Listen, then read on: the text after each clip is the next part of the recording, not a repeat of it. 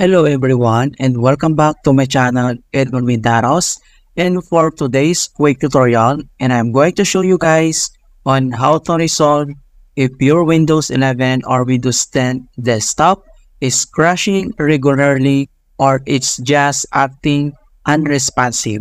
And without further ado, let's go ahead. So all you have to do is to open up on a search menu, and then dito ay kailangan mo nang i-type yung event viewer. And then click mo lang dito yung open. And then dito sa event viewer, ang next step ay dito lang sa event viewer local.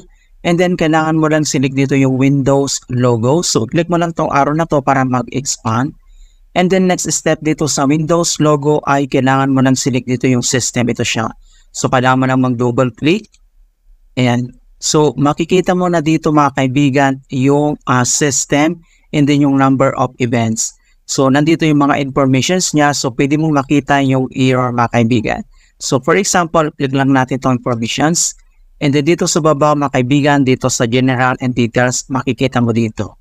Kapag click mo yan, nandito yung mga details niya. Yan. So, pwede mong i-scan lahat dito or i-check lahat dito yung mga errors, informations, initial.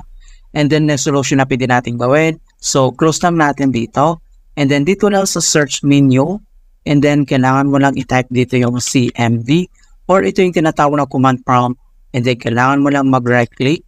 And then, select mo lang dito yung run as administrator. If you receive user account control, and then click mo lang itong yes.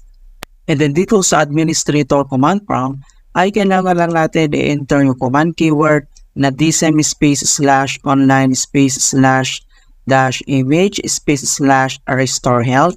So, copy lang natin yan. And then, kailangan lang natin dito i-paste. Kung paano ba natin yan i-paste? So, dito lang sa taas ay right-click ka lang.